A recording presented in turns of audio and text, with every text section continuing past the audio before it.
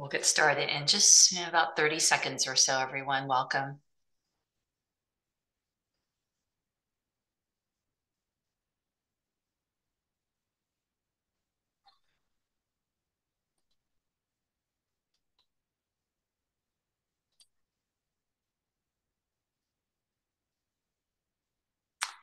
Okay, well, good afternoon, everyone. Welcome to Eat Well Bites. I'm Julie Chabdi, the Associate Director of Health and Wellbeing with the WorkWell Center and your host for today.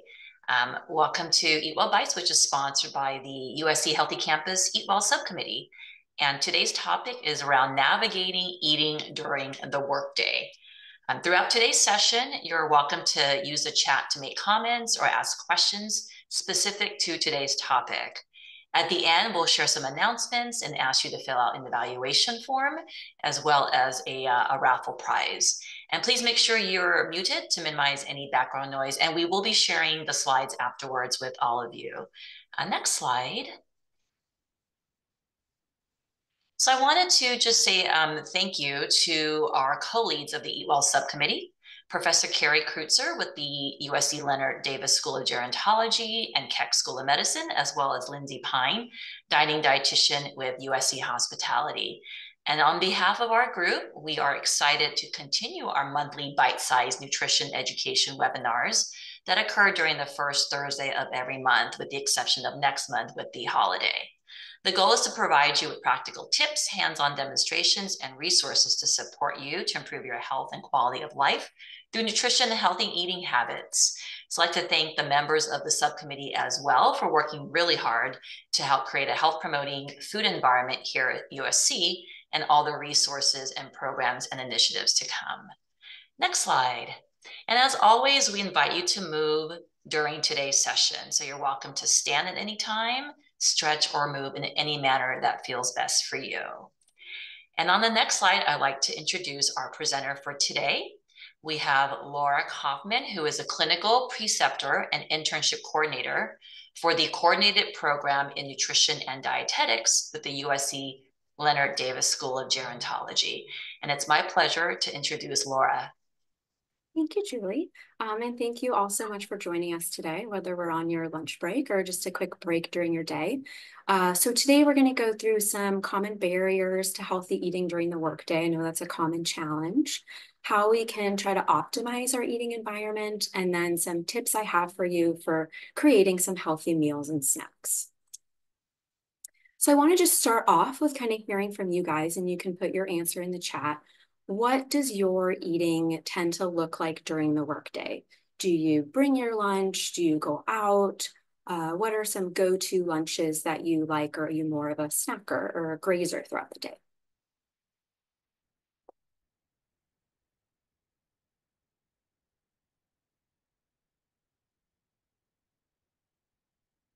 Leftovers and some snacks, sandwiches at odd times, kind of whenever we have the time to go grab something, meal prep salads, try to get some snacks, bring lunch. Great, thank you guys for participating. Some fruit, crackers, yogurts. All right.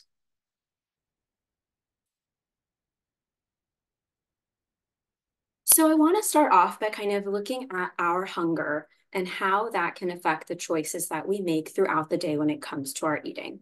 And so this chart kind of brings us through the full scale and goes both ways. So if we look all the way on the left, we see where we're at kind of too hungry, and then we move over to the right, we end at too full.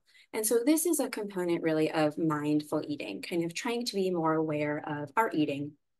And so we want to try to eat when we are around that 3 marker, kind of in that middle left portion. And so this is when we're starting to think about food, getting some hunger pangs. If we look more to the left of that, we reach that irritability, kind of lightheadedness, shaking, AKA we're hangry. So this is really that danger zone. We're going to want to eat anything, everything that comes to mind to quell that hunger, and our motivation to eat healthy might go out the window at that point. Also, when we eat when we're too hungry, we tend to reach that other side of the scale more often. We tend to eat too quickly.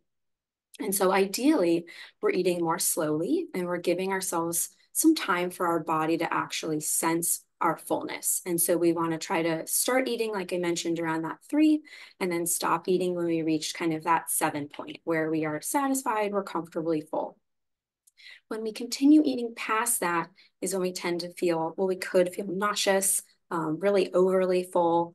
And so for any of you that are resonating with this, like, oh yeah, yesterday I was starving by the time I ate and I did not eat my salad, I went and got a burger.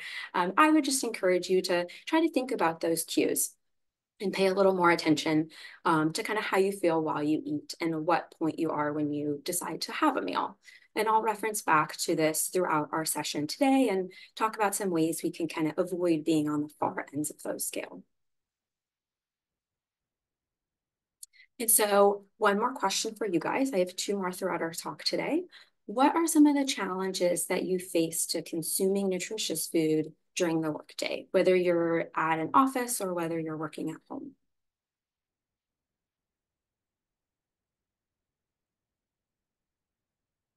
So access to healthy food, not much to choose from if I don't bring my lunch. Expensive, absolutely. Kind of bored. Okay. All these snacks can be expensive. Making sure you have it with you. Yes. And so it definitely takes some planning and kind of getting ahead of that. Time to cook, go out to eat. Yeah, so it can be really tough, regardless of where our workplace is. We all face these types of challenges. And so I have a few outlined here that you guys have mentioned. So not enough time for breakfast in the morning. So if we think back to that scale, we're more likely to reach that far end of too hungry if we skip breakfast. And so then that is when that can impact the choices that we make at lunchtime or our morning snack. So time, I even see that right on the chat, not enough time to meal prep. And that certainly takes time, not only to plan what you want to have, but also to prep it. Office temptations, I know this is a dangerous one. All those delicious treats that are in the office or even more at home, you have full access to all of your fridge and all of your pantry. Maybe we're not sure what a nutritious meal or snack looks like. And so we'll go through that today and hopefully you guys will feel a little more prepared after our talk.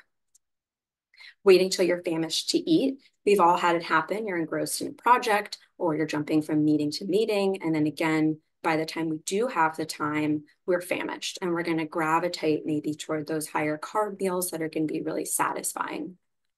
Or we tend to gravitate toward this at the end of the day too. You know, we leave work and then we get home and maybe we're starving, but we still have to make our dinner.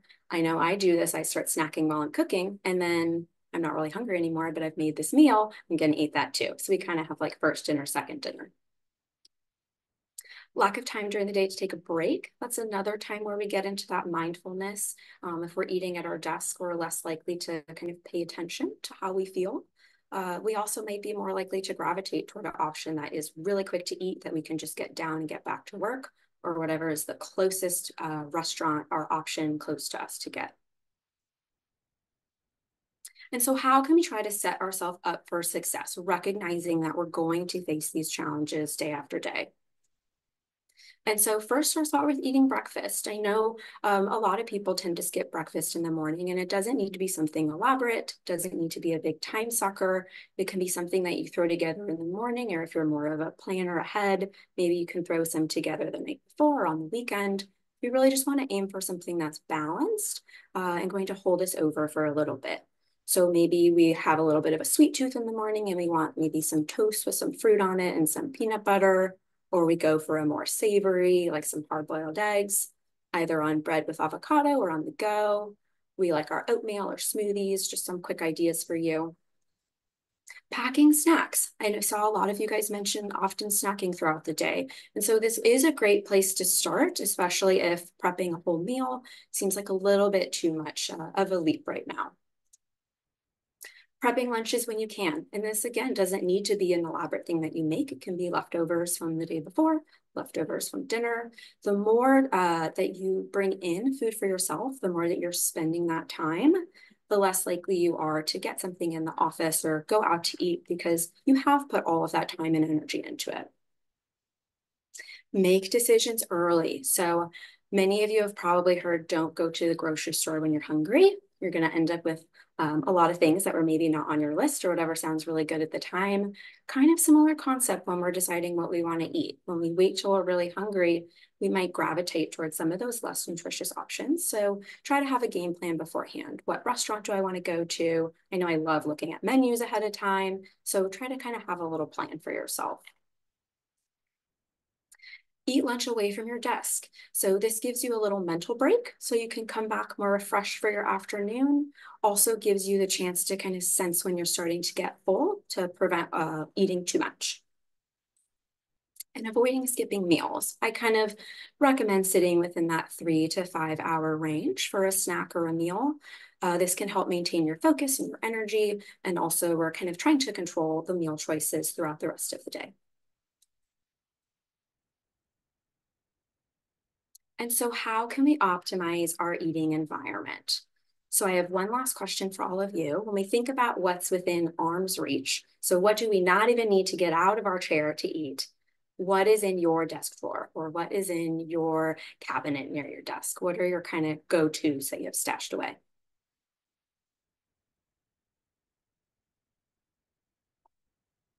Lar bars, chocolate, protein shake. I see lots of snacks, nuts, breakfast bars, fruit, tinned fish, almonds, bananas, Snicker bars. God, I have a sweet tooth. All right. Thank you guys. So it sounds like a lot of us have those snacks at our desk. And so that is a great idea to have some healthy things right there for when we're busy and we don't really have time to go get something else. And so what can we do to just kind of optimize our eating environment right within the few feet around us? So a lot of you guys mentioned nuts, dried fruit. Trader Joe's has a lot of individual pre-prepped packs, or you could always make your own little trail mix or get your own nuts and pre-portion them out. I saw someone mention tinned fish. Same. Little canned tuna or salmon or the little packets can go in your desk. Granola bars. Those can be tricky. I try to find ones that have some protein and some fiber that will help kind of make you sustained and feel full with not too much added sugar. I always gravitate toward Kind bars. And then I have some fridge pairings for you guys as some options you can pair to maybe get some protein, other options, whether it's like a string cheese or you like hard-boiled eggs, veggie sticks. I know I love dipping those in hummus. And so again, this is probably the easiest place for you to start if you're looking to make some changes during the day. Doesn't take a lot of prep at home. So treats in the office. So how do we navigate the bagels and the donuts and the treats and all the yummy things that our colleagues bring in? And so one thing, if we know, maybe we know every Friday someone brings in a treat. Maybe we just skip breakfast at home that day. We know we're going to eat it in the office. We're not going to be able to say no, and that is okay. Just count that as your treat for the day. Don't consider that, your whole day is ruined. Just go back to a nutritious meal for lunch. Maybe we did eat breakfast. Maybe it's a surprise that there's something in there. Try to just use restraint. So maybe we only take one, or maybe we take a half, or we split one with a friend. You could also be the one to bring in healthy items. And so one idea would be maybe starting a sign-up sheet at the office so that you know what is everyone's favorite healthy snacks. That way, you're bringing in something that other people like. And maybe you also have felt like no one else cares about this, only I do. Maybe this allows you to learn that other people in the office actually do have similar goals to you.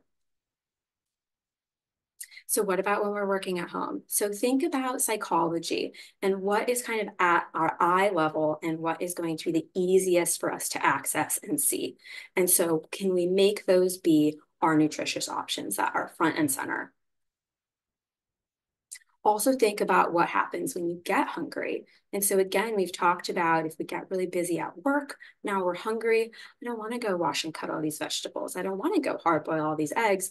I want the crackers. I want the chips. I want whatever is going to give me an option to eat right now. And so what can we do to kind of level the playing field and make those nutritious options as easily accessible? And so this is where we spend maybe a little bit of time the night before while we're listening to a podcast or watching TV, cut up some veggies and portion them in the fridge if you like to snack on that with a dip. or have a nice bowl of apples or oranges in the front of your fridge or maybe on the counter. So we're trying to just do some of these things ahead of time so that when we do reach that point in the day when we need a quick snack just to get us going, something healthy is ready for us. And so I kind of like to think as snacking as a little formula, and this can help you add variety because you can choose what you want to fit in there. But when we think about a snack, we want it to be something that's going to hold us over for a few hours and really allow us to reach our next meal. And so consuming some protein or healthy fat, fiber, all do a good job at kind of helping us stay full. And then carbs are really our body's preferred source of energy. So if we choose a fiber-rich carbohydrate, pair it with a protein or a healthy fat, that's going to be a balanced snack, and that should help hold you over longer than if we just were eating crackers or pretzels or chips that we might eat more of and feel full. But this way, we're kind of balancing that, and we get more nutrition and vitamins and minerals. And so maybe you're not quite ready to prepare your own snacks or still not quite sure what you want to bring. Here are some store-bought options that you can start with, or even if you just like to have some easy stuff at the house or in the car or in your desk that you guys can reference. Now, what if we go out to lunch? So maybe we do a mix. Maybe some days we go out to eat, some days we prep, some days we're at home. So this is where it helps to kind of have an idea of what is around us first. So for those of you that are on campus, I'm sure you're familiar with what's around. And I know it's a little bit different right now during the summer, but what do we want to get in advance? What is the menu? I know there's even an app that some of you can order ahead, so that could even be an option. Let's make that decision when we're not in that really hungry state of mind. Pay attention to our satiety cues or our fullness cues. So it's okay if you have a little bit left. You don't need to try to still get it in to not waste it. You can save it for a snack in the afternoon, or maybe it was a really large meal that you ordered, save it for dinner, save it for lunch the next day. And I would say avoiding those really high carb lunches that might give us a burst of energy at the time, but leave us feeling a little more sluggish in the afternoon when we're trying to get back into work mode. And so what are some swaps that we can make? Or what can we kind of think about when we're looking at a menu or when we're cooking at home? And so in terms of our proteins, aiming for more of our lean proteins like chicken, fish, turkey over red meat, consuming more plant-based proteins. With our grains, trying to choose those more whole grains over our white counterparts. Those are going to be naturally rich in our vitamins and minerals and rich in fiber. Sauces and dressings. So we tend to be better off with those that are more vinaigrette-based or oil and vinegar over our more creamy dressings. Always ordering on the side, though, can be helpful regardless of what you get. So you really have control over how much you're putting on there. An added benefit, maybe you don't finish it, you have it for later if it hasn't been dressed yet. Toppings. So maybe we're getting a sandwich. Maybe we're doing like a meat and cheese sandwich. Can we load it up with some vegetables on there? Maybe we can consider an oil, vinegar, or mustard over mayonnaise to kind of add some moistness to the bread. We could try swapping out our cheese for a healthy fat like avocado or hummus. And I have romaine, mixed greens, spinach, kale over iceberg there, really just because they have that dark leafy green. So you're going to get a little more nutritional value. Again, toasted nuts, give a little bit of that crunch would be a healthy fat. Or trying a guacamole or salsa over sour cream or queso. Again, choosing a leaner or healthier fat option. Sides. So maybe we're getting a sandwich. Can we do a side salad or a fruit cup over fries or chips? Or maybe you could even bring and pack an apple from home if you know you're going to go get something like that. And portions. So always consider restaurant portions sometimes are 2, kind of 3 meals even at once. And so can we plan on only having half and get a salad on the side or added vegetables? Again, it's going to be, you might feel better later in the day by not eating so much. Also better for our wallet and saves us time later. And so meal prep, I know this tends to be something that really is viewed as a chore. It does take time, I'm not going to lie, but I try to break it down to, again, give you the variety and the freedom to choose what ingredients you want, but give you a little bit of structure if you're not really sure where to start. And so step one, we'd start with our starch. So do we want a base of a grain, maybe a brown rice or some farro, or we want to do some quinoa, or do we want a sandwich, a whole wheat bread, some sweet potato? So we kind of have part A, we have our starch, and then our protein. And so trying to aim for some lean proteins, we have fish, chicken, lean cut of beef, or if we're aiming for more plant-based, some tofu, beans, for example, and then our vegetables, whether you're a salad person or cooked vegetables or a mix. Again, you get the freedom to choose what ingredients you want to fit within this mold. And then I have some examples for you. Since we're going to share the slides, you'll have access to these recipes. So overnight oats is a great one that you can make ahead, and again, add a lot of variety based on the flavors that you like. So we got our whole grain or our starch in there with our oats.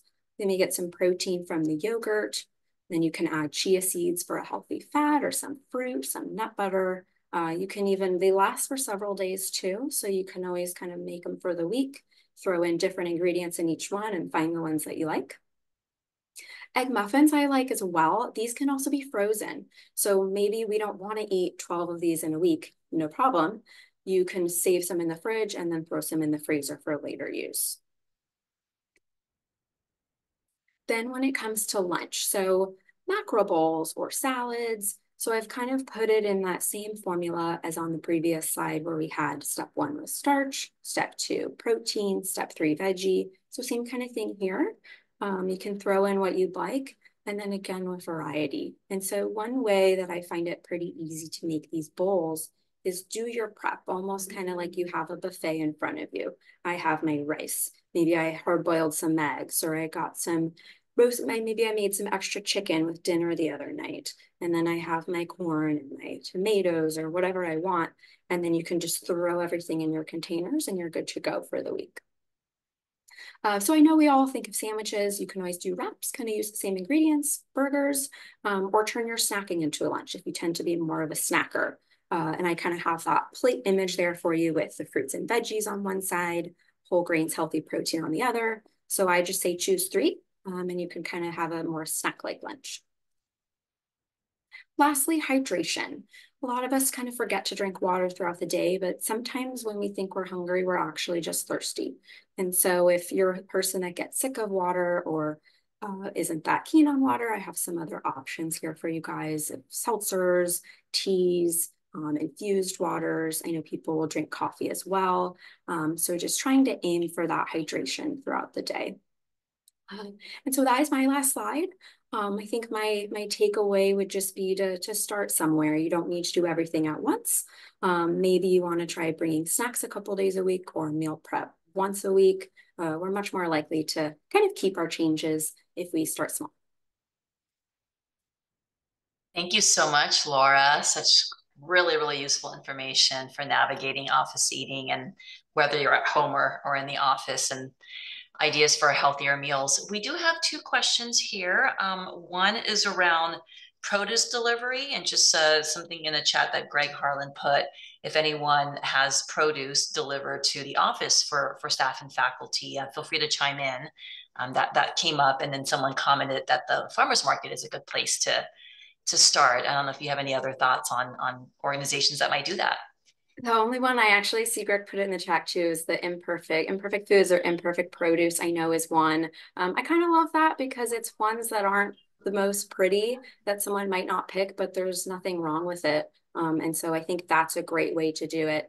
In terms of other deliveries, the other thing that comes to mind is like grocery stores that do meal delivery, in terms of if you're an Amazon member, you can do Amazon Fresh or Whole Foods. Even like Ralph's and Vons, I believe, do deliveries. And so you can always stack your cart with different produce items. Also, question around unsweetened dark chocolate. Is that good for you? So dark chocolate, yes. So it does have antioxidants. So the higher percentage that it is of that cocoa or that dark chocolate is going to be more. But yes, I mean, I would say having an ounce of a dark chocolate for a snack to kind of quell that sweet tooth would be a good option. Great. Let's see here. Are cheat days encouraged or discouraged? So I am a proponent really of moderation versus restriction. I'm not necessarily a proponent of cheat days. I think sometimes we save everything up and we're like, I'm going to go crazy on Saturday. This is my day. And we may kind of overdo it. And so I'm a little more of a proponent of when you really want that cookie, eat the cookie. That's okay. You can have it when you'd like. And then we just move back to our kind of our baseline diet. So there's certainly a place for it, but I'm a little cautious on crazy cheat days. Or just take one bite? Yeah. You mentioned freezing extras. Can we freeze egg whites, or do you suggest making something with the egg whites first and then freezing it? I've never so in terms of uncooked ones, I'm not sure how they would freeze. I've never tried to know kind of what the quality would be like when defrosted. You could certainly give it a try. You may find that it's better to make something with them. Oh, Lindsay says you can freeze uncooked egg whites. There you go. Okay, great, good to know. And are roasted potatoes, like sweet potatoes, considered better option over fried? Yes. So when we do fried, we are using a much larger amount of oil, especially if we're deep frying. And so oil can add just extra calories and some unhealthy fats depending on the type we're using. So I would definitely recommend roasted. You still would use a little bit of oil to kind of coat it, but that would be a great alternative. Same for vegetables. Roasted vegetables are delicious for anyone who doesn't really like vegetables. Great, and we'll do one more question. This may be a little bit outside the scope of the topic today, but about protein and women as we age, what do you recommend? So we do require a bit more protein as we age. It is really individualized, though, dependent on your activity level, depending on whether you have any kind of chronic conditions or anything you're working on. But I would certainly be conscious of protein. And if you are wanting a really specific goal, you could always work with a registered dietitian. But yes, I would encourage getting protein and really spacing it throughout the day. So an easy way to make sure you're getting enough is just having a little bit of protein with each snack and always choosing a protein with your meals. Even plant-based, it doesn't need to be meat. We get protein from really a lot of the foods that we eat. Great. Thank you so much, Laura. And there's a lot of good resources here in the chat. We'll copy them and add them to the post-webinar communication that we'll send out with the slides because a lot of people are putting in some really good resources that I think all of you would like to know about and share. I really like that app where restaurants, markets, and stores can advertise food they have left towards the end of the day for a lower price. Although someone said, be careful, the best deals are usually on donuts. So with that, thank you so much, Laura. Really, really great information. And I'll pass it on to Lindsay to give us some upcoming announcements. Yeah, thanks, Julie. Thank you, Laura. That was really wonderful. I'm very hungry now. So I just wanted to mention a few things before we move on to the raffle. We have updated the Healthier Dining on Campus guide for summer. I know there's not a whole lot open on campus during summer, but I do want to direct your attention to Seeds Marketplace at breakfast. They have the two Eat Well items on their menu at breakfast, and they are fantastic ways to start your day. Let me tell you, I had that Buddha bowl this morning, and I'm feeling great. Also, HSC, they do have Taco Taco and Panda still open during summer, and they do have Eat Well options. Next slide, please. And so we are still accepting submissions for our staff and faculty cookbook, and we'd love to highlight your favorite go-to recipes. So please keep on sending those in. And remember, if you aren't sure that if they're healthy or not, don't worry about it. We've got a team that can make suggestions for swaps. So please just keep on submitting those recipes through the end of summer. And then next slide. So here's what we have coming up. We're so happy that we're able to offer these webinars throughout the summer. So next up in July, we have optimizing nutrition on the go. So we're going to be talking about especially food while we're traveling. And then in August, we'll be talking about dairy and milk alternatives. So definitely scan that QR code and sign up for our future presentations.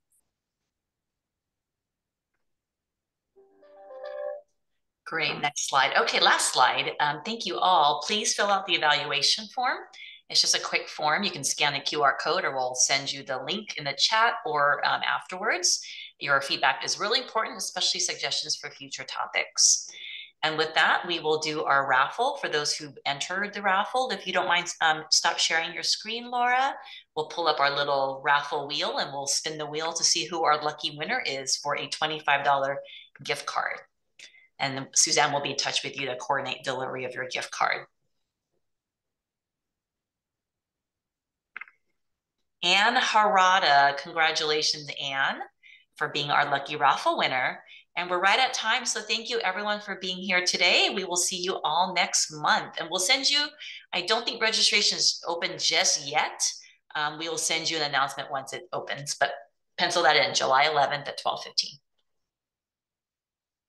Thank you all. Have a healthy day and grab a healthy lunch.